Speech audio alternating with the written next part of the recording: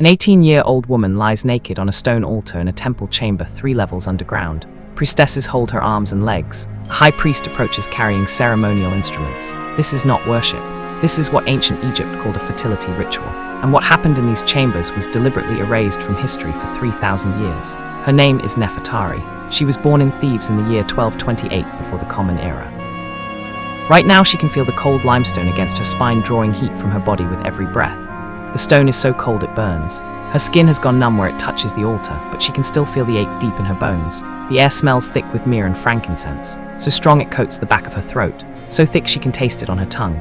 The smoke from the incense burners makes her eyes water, makes the chamber walls seem to move and shift in the lamplight like living things.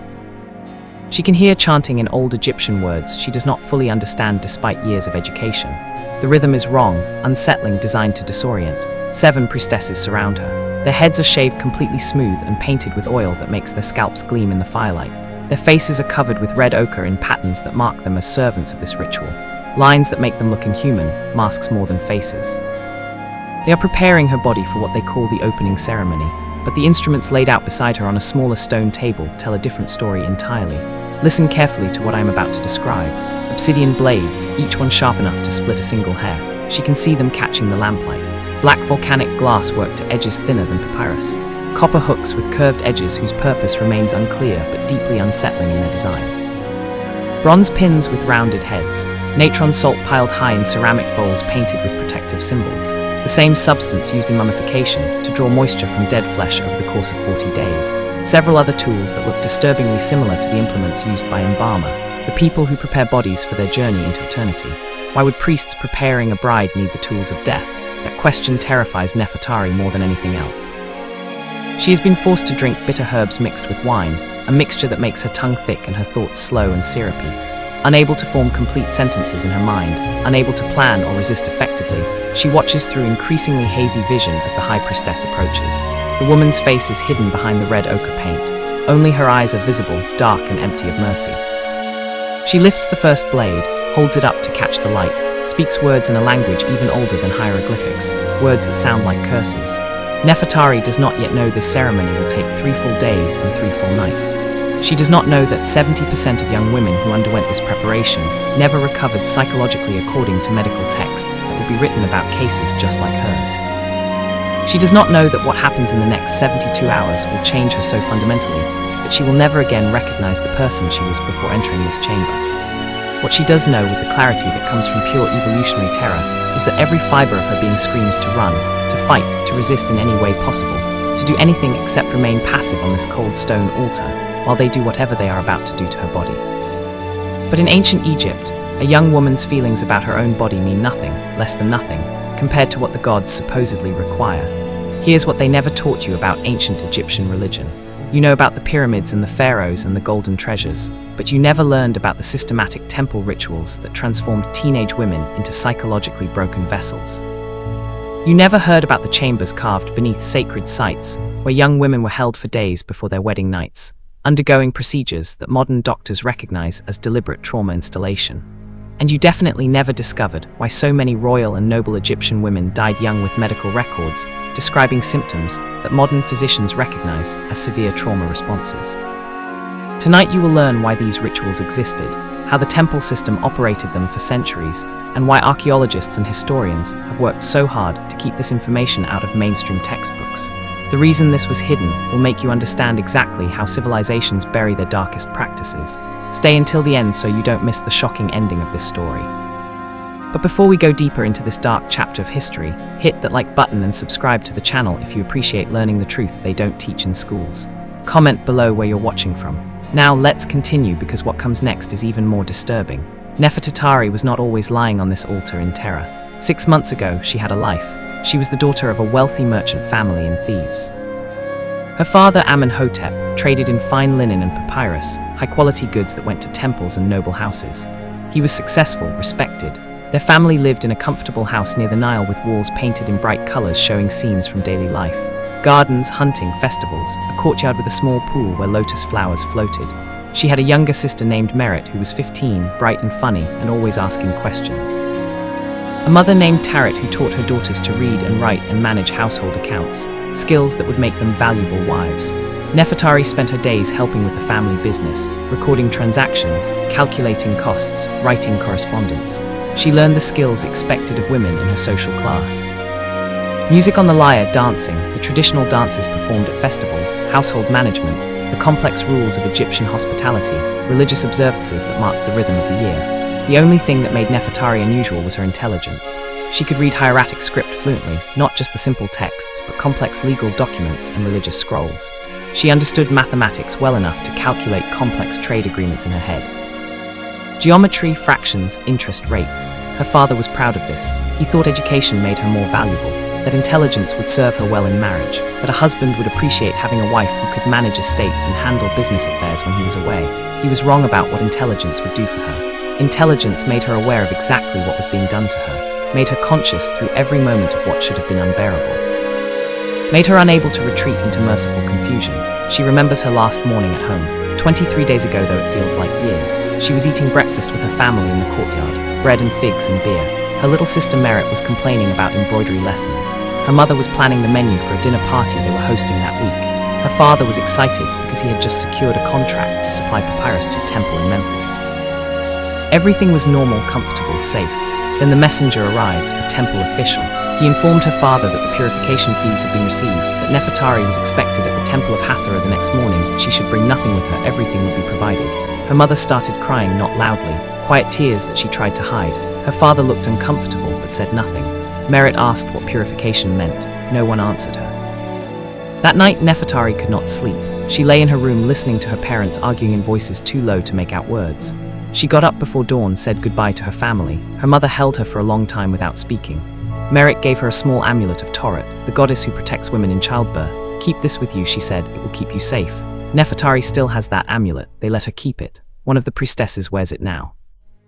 She saw it hanging from the woman's belt, her sister's gift, a reminder of everything she has lost. You need to understand something. She was not a criminal, not an outcast, just a normal young woman from a good family. But let me explain how the system worked, how normal families delivered their daughters to this fate, how an entire civilization built machinery around destroying young women in the name of the gods, and somehow made it seem acceptable, even necessary, even sacred. You need to understand this, without understanding the system. None of what happened makes sense. Ancient Egypt was a theocracy. That means priests controlled everything. The pharaoh was supposedly divine, but the priests interpreted the will of the gods. They ran the temples, which were not just religious sites, but massive economic and political institutions. Think of Egyptian temples as corporations, governments, and churches all rolled into one. They owned land, controlled trade routes, collected taxes, held courts, and they had absolute authority over religious matters, which in a theocracy meant absolute authority over everything. The Temple of Hathor at Dendera, the Temple of Isis at Phyle, the massive complex at Karak. These were not just buildings. They were power centers that controlled the lives of millions of people for thousands of years, and at the heart of their power was control over intimate relations and fertility. The priests understood something fundamental. If you control reproduction, you control society.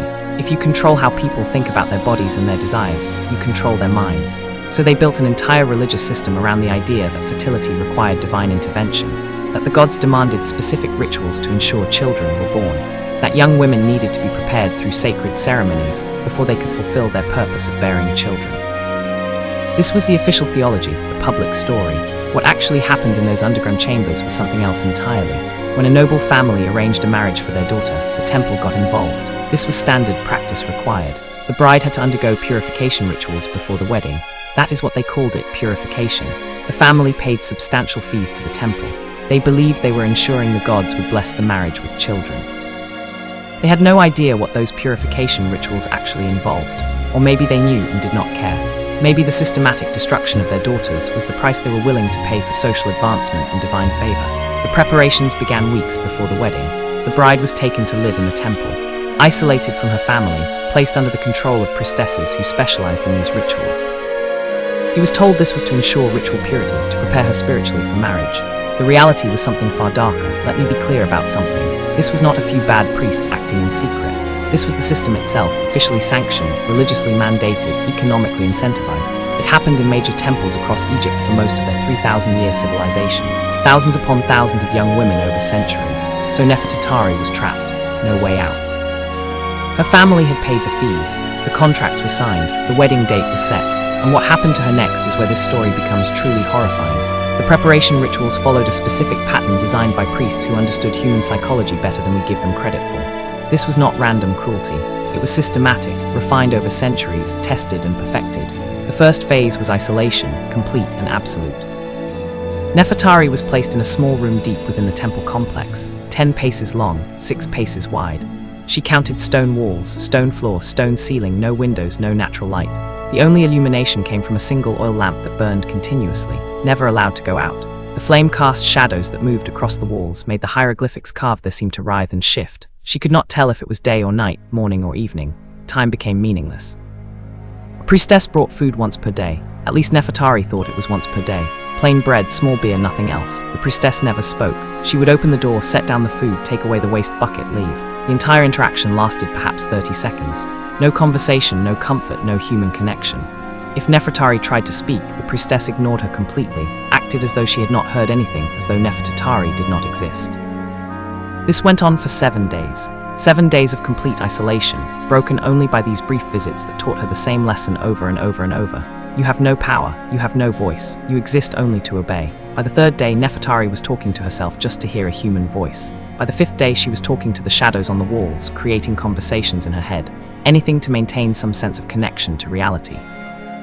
By the 7th day, she was so desperate for human contact that she looked forward to the priestess's 30-second visits with pathetic eagerness, would try to catch the woman's eye, would smile desperately, would say thank you even though she knew she would be ignored.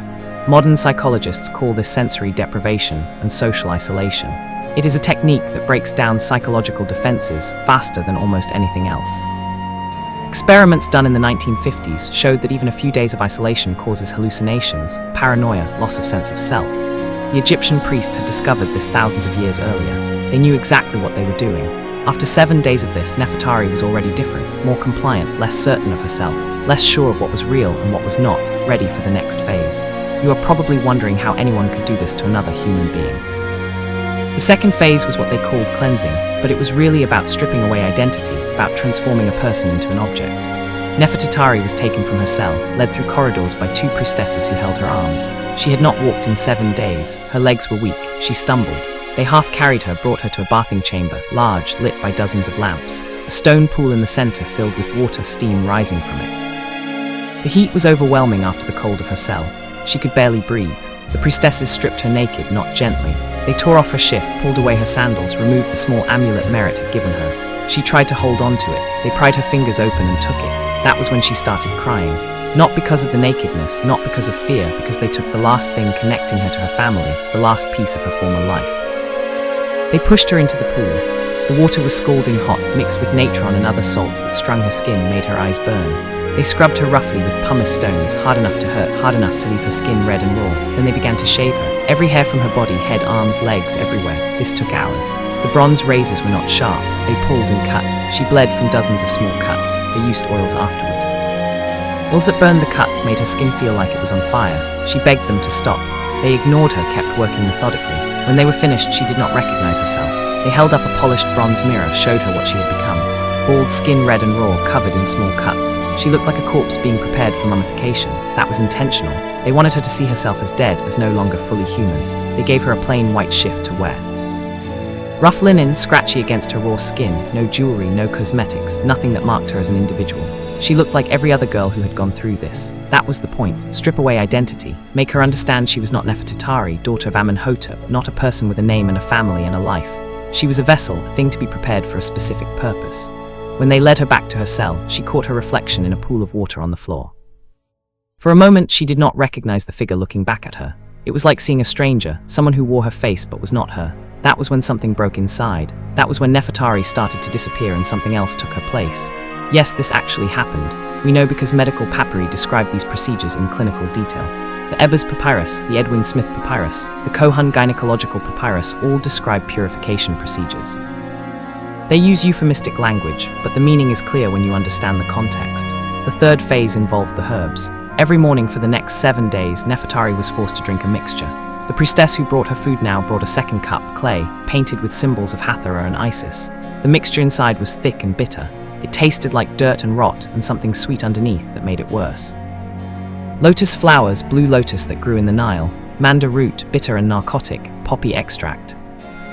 The opium-bearing poppy that traders brought from the east, other plants whose names are lost, henbane, maybe dura, substances that affect the mind. The first time she drank it, she vomited. They made her drink it again, held her down, pinched her nose closed until she had to swallow.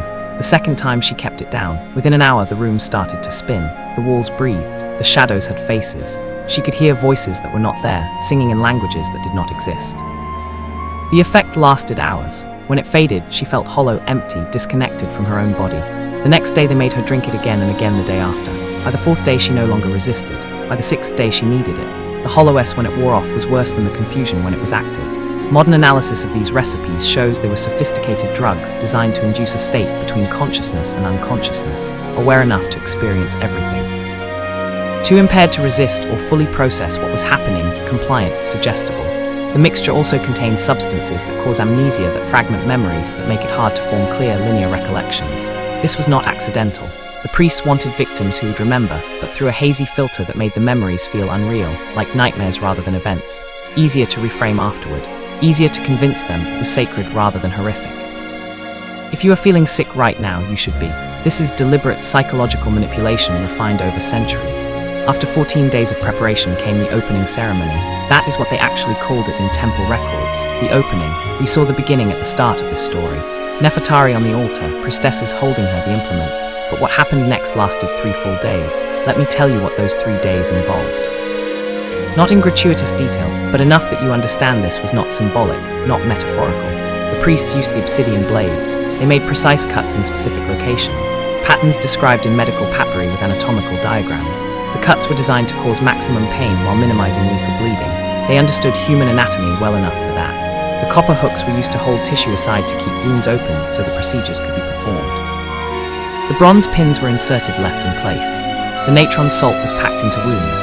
It burned, drew moisture, preserved tissue the way it preserved corpses, prevented healing while causing excruciating pain. This went on for hours. Then they let her rest, gave her water, more of the drugged wine, waited for infection to start because they did not understand germ theory, but they knew wounds got worse over time, and that was part of the ritual.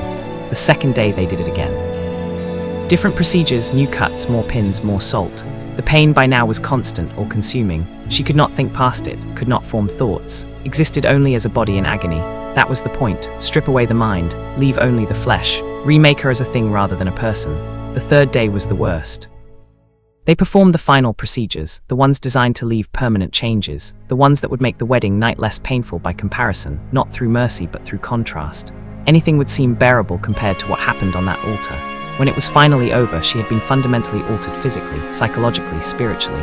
She was no longer Nefertari. She was whatever they had made her into, but here is what makes this even worse. What makes this nearly impossible to comprehend? The procedures were designed to be permanent.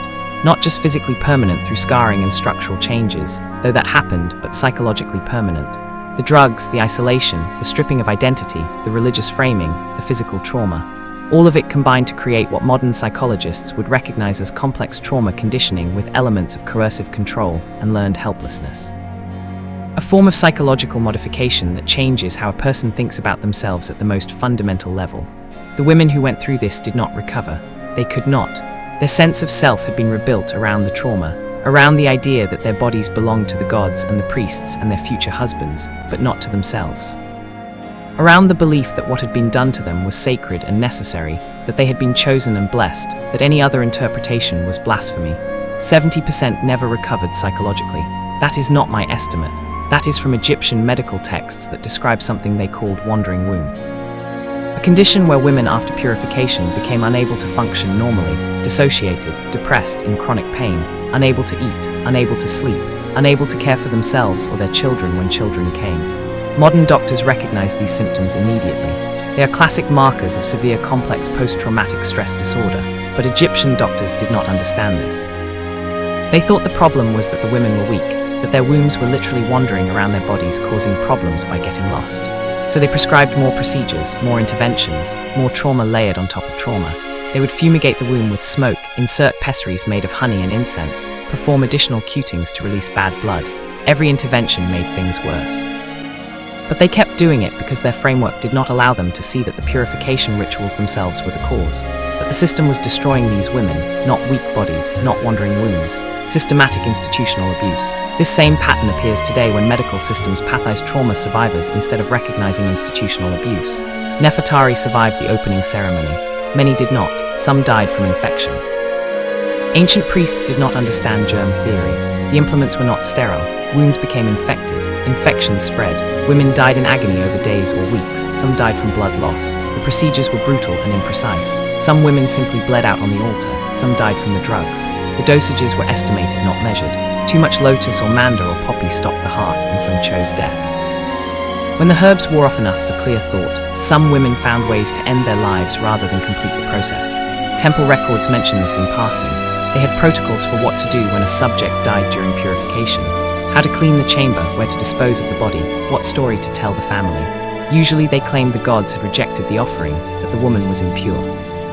This had the added benefit of shamming the family and preventing them from asking too many questions. Keep watching because the worst part is still coming. But Nefertari did not die. She survived all 3 days. On the 4th day they let her rest. Priestesses brought better food, soft bread, fruit, watered wine.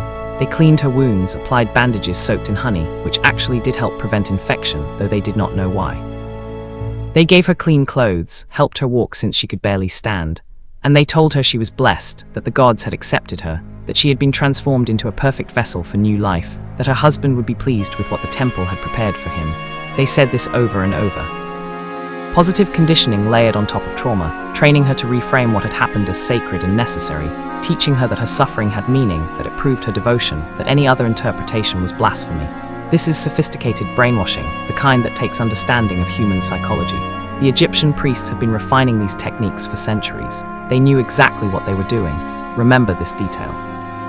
It becomes crucial when I reveal why they really did this. 2 weeks after the opening ceremony came the wedding night. Nefertiti was carried to the bridal chamber because she still could not walk properly. Her body had been modified for her husband, but was too damaged to move independently. The wedding night occurred. She survived it because she was no longer present. Dissociation was so complete she experienced it from outside herself. Watching her own body being used for purposes she no longer comprehended, feeling nothing, thinking nothing, being nothing except an object that responded mechanically to what was done to it. This was not uncommon. Medical texts described this state. They recognized that women after purification often seemed absent, present physically but gone mentally. They thought this was a blessing, a sign the gods had fully possessed them. What it actually was severe dissociative disorder brought on by a sustained trauma. Now let me tell you about other women who went through this. Merit was 14 when they came for her. She was Nefertari's younger sister. 2 years after Nefertari's marriage, Merit was engaged to a young official in the pharaoh's administration. The family was rising socially. Merit had watched her sister transform from a vibrant, intelligent young woman into someone who barely spoke, who flinched at loud sounds, who spent hours staring at nothing. But Merit did not understand what had happened. No one explained it to her. The family did not talk about the purification rituals. It was temple business, sacred, not for discussion. So when Merit was told she would undergo the same preparations, she did not resist. She thought it was normal, expected, part of becoming a wife. The priests took her to the same chambers where they had taken her sister, put her through the same isolation, the same stripping of identity, the same drugs. But Merit was younger, smaller. Her body could not withstand what Nefertari had survived. On the 2nd day of the opening ceremony, something went wrong. Maybe they cut too deep. Maybe an implement slipped. Maybe her heart was not strong enough to handle the drugs. Temple records state only that she died during purification, that the gods rejected her offering. The family was devastated, but also ashamed. Having a daughter rejected by the gods brought disgrace. They said little about Merit's death, buried her quietly, never spoke her name again. Merit was erased. Her death became a family secret. No one was punished. No priest was disciplined. The temple refunded some of the preparation fees as a gesture of goodwill. And 6 months later, they prepared another young woman in the same chambers using the same procedures that had killed Merit. How did they get away with this? Let me explain the machinery. The temple system had multiple layers of protection. First was religious authority. The priests spoke for the gods. Questioning them was blasphemy. Second was economic power. Temples controlled massive wealth. Nobles needed their favor to maintain status. Third was information control. What happened in the underground chambers was secret, kept deliberately obscure. Women who survived were conditioned not to speak about it. Families did not want to discuss it. Priests certainly were not sharing details. And fourth was legal immunity. Temple activities were sacred beyond secular law. If something went wrong during a ritual, that was the will of the gods, not criminal negligence. This combination made the system untouchable. It operated openly, but its details remained hidden. Everyone knew young women went to temples for purification before marriage. Few knew what purification actually involved, and those who knew were either complicit or too traumatized to speak. This is how institutional abuse perpetuates itself. Through layers of protection that make exposure nearly impossible, the documents I am about to show you reveal what they tried to destroy. Egyptian priests kept meticulous records. Everything was documented. Temple inventories, ritual procedures, medical observations. These records were written on papyrus and stored in temple libraries. When Christianity came to Egypt in the first few centuries of the Common Era, the temples were shut down. The new Christian authorities found the temple libraries. What they read horrified them. They ordered the documents burned. Most were destroyed, but some papyrus survived, hidden in jars, buried in sand, tucked into walls, forgotten for centuries. Modern archaeologists began finding these documents in the late 1800s. When they translated them, they discovered detailed descriptions of the purification rituals, medical texts that described the procedures step by step, inventories that listed the implements used, financial records that showed how much families paid, and personal correspondence between priests discussing the challenges of performing these rituals. How to handle women who resisted too much. Which drugs worked best for compliance, how to hide deaths from families, what stories to tell when something went wrong. These documents exist. They are stored in museums and university collections, but they are not on public display. They are not taught in schools because the content is too disturbing, because it challenges comfortable narratives about ancient Egypt being an enlightened civilization. Because acknowledging this history means admitting that systematic abuse of women under religious authority is not a modern problem, but an ancient pattern that keeps repeating. Let me show you how this connects to today. We like to think ancient practices like this stayed in the past, that modern civilization evolved beyond such barbarism. But the patterns persist in cultures that practice female genital cutting. The justifications sound remarkably similar. Preparing young women for marriage, ensuring purity, religious duty. The procedures happen in isolation. Women who have been through it often defend it, not because they are stupid, but because accepting that it was trauma means accepting that their families and communities deliberately hurt them. The psychological mechanisms are identical to what Egyptian priests used 3,000 years ago. In high-control religious groups that practice arranged marriages, you see the same isolation tactics, the same information control, the same religious framing of systematic abuse, the same layers of institutional protection. In trafficking situations, you see the same psychological conditioning, drugs used to maintain compliance, identity stripped away, dissociation as survival mechanism, victims unable to escape, not because they are physically chained, but because they have been psychologically modified to believe they have no choice. I'm not saying these modern situations are identical to ancient Egyptian temple rituals. The specifics differ, but the pattern is identical. The psychology is identical. The system dynamics are identical. Understanding what happened in those underground chambers 3,000 years ago helps us recognize when the same patterns appear today in different clothing using different justifications. This is why you need to know history, not to pass a test, but to recognize these patterns before it is too late. Now let me tell you why people participated in this system. How ordinary priests convinced themselves they were serving the gods when they were destroying young women. The priests who performed these rituals were not psychopaths. They were normal people. They had families. They went to festivals. They believed they were righteous. That is what makes this so disturbing. They truly thought they were serving a divine purpose. The theological framework was sophisticated. They believed fertility came from the gods, not from human biology. They believed women's bodies were channels for divine energy that needed to be opened through ritual. They believed the procedures they performed were sacred obligations, not criminal acts. And once you accept those premises, the rest follows. If fertility really does require divine intervention and the gods really have commanded these rituals, then performing them is good. Refusing would be evil. This is how ideology works. It reframes atrocity as virtue, makes the intolerable seem necessary. And the priests had every incentive to maintain this system. They were paid for every purification ritual. Wealthy families paid substantial fees. Poor families saved for years to afford it. The temples became rich from this practice. Individual priests built careers around it. Senior priestesses who specialized in preparation rituals had status and authority. Walking away meant abandoning that. It meant admitting their life's work was monstrous. Most people cannot do that. So they doubled down, convinced themselves it was sacred, found rationalizations, and trained the next generation of priests to do the same. Each small step made the next one easier. There was also precedent and tradition. These rituals had been performed for centuries. Respected priests from the past had done them. Temple hierarchies endorsed them. The pharaohs themselves sent their daughters through them. When everyone around you treats something as normal, it becomes very difficult to see it as wrong. This is conformity pressure, one of the most powerful forces in human psychology. The Egyptian system exploited this ruthlessly. Young priests learned by assisting senior priests. They saw the procedures performed confidently by mentors they respected. They were taught that any discomfort they felt was weakness, that true servants of the gods performed their duties without question. By the time they were doing the procedures themselves, they had been conditioned to see them as normal sacred work, and by then they had participated enough that acknowledging the truth meant acknowledging their own guilt. So they maintained the lie, taught it to the next generation, perpetuated the system. But here is the crucial point. They still had choices. Some priests refused to participate. Ancient records mention priests who requested transfers away from temples that performed these rituals, who found excuses not to be involved, who spoke quietly against the practices even though it cost them advancement. Some priestesses helped women escape before the ceremonies, arranged secret exits, provided real drugs that would cause illness as an excuse to delay, whispered warnings when they could. The majority chose complicity, chose their careers and status over the lives of young women, chose tradition over conscience. They had reasons but not excuses. When your salary depends on finding divine mandate, you find divine mandate. So why did Egyptian civilization eventually stop these practices? Not because priests suddenly developed conscience, not because families revolted. The rituals ended because Egypt was conquered. First by Persians in 525 before the Common Era, then by Greeks under Alexander in 332 before the Common Era, finally by Romans in 30 before the Common Era. Each conquest weakened the Egyptian priesthood, stripped away their authority.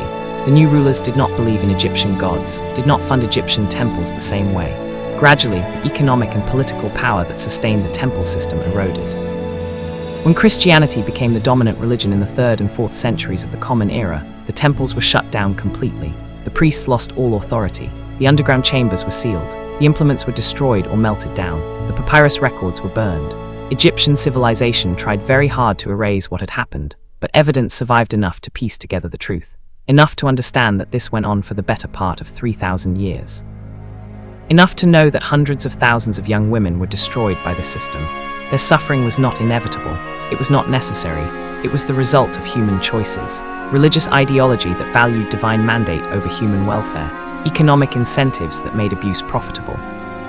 Social structures that treated women as property, legal systems that granted immunity to religious authorities, and psychological mechanisms that let ordinary people commit atrocities while believing they were righteous. The Inquisition used the same playbook 2,000 years later. So did many other institutions.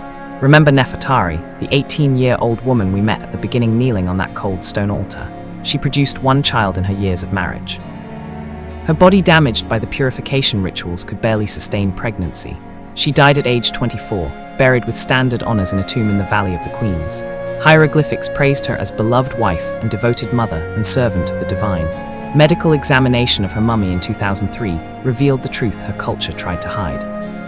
Severe pelvic trauma, chronic infection that had spread throughout her body, malnutrition from long-term inability to eat, bone density indicating premature aging. She died of what clinicians call failure to thrive, when a body simply gives up fighting to remain alive. The system killed her slowly, legally acceptably within her culture with full religious sanction. Her death changed nothing about the purification system.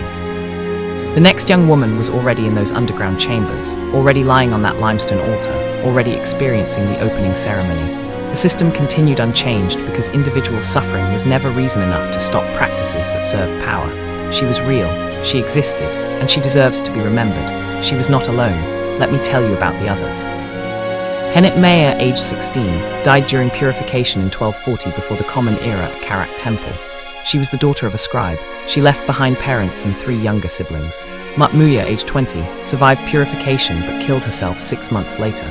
Temple records note her death as a drowning accident, but do not explain what she was doing in the temple pond at night. Nefertiti, the more famous one, age 18, went through these rituals before her marriage to Akhenaten. She survived physically but showed signs of severe trauma in later depictions. Tarat, age 17, daughter of a military commander, died from infection 8 days after purification.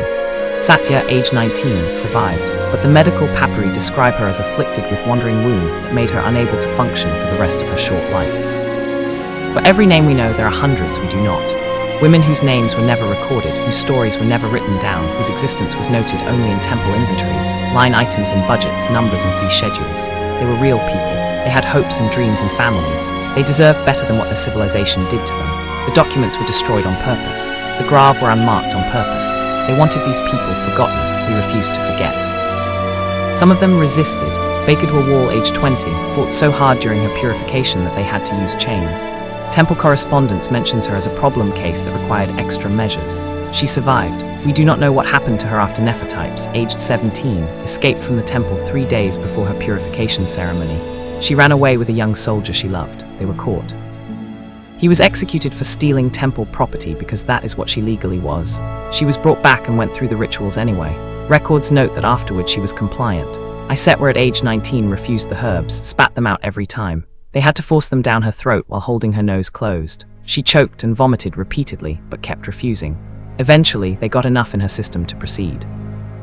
Her resistance is preserved in a letter from one priest to another asking for advice on handling difficult subjects. These women did not go quietly. They fought with everything they had.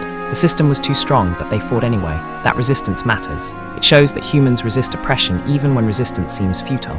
It shows that the priests knew what they were doing was wrong because they had to force cooperation. It shows that consent was absent.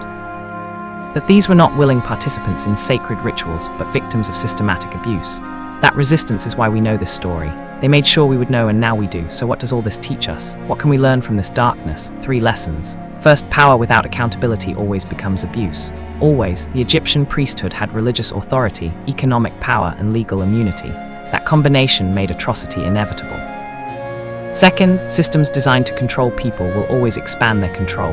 The priests started with theological claims about fertility and ended up with complete authority over women's bodies and minds. Third, ordinary people will participate in extraordinary evil when the system encourages it and frames it as righteous. The priests who performed these rituals were not uniquely monstrous. They were us in different circumstances. That is terrifying. But it is also empowering because if we are capable of this, we are also capable of stopping it when we see it happening.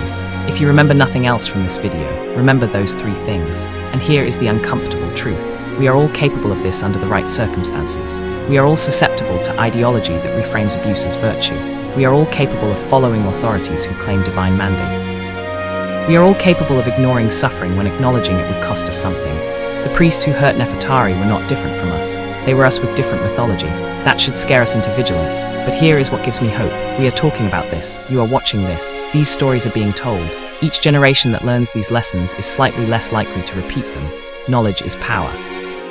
Understanding how systematic abuse works is the first step to preventing it.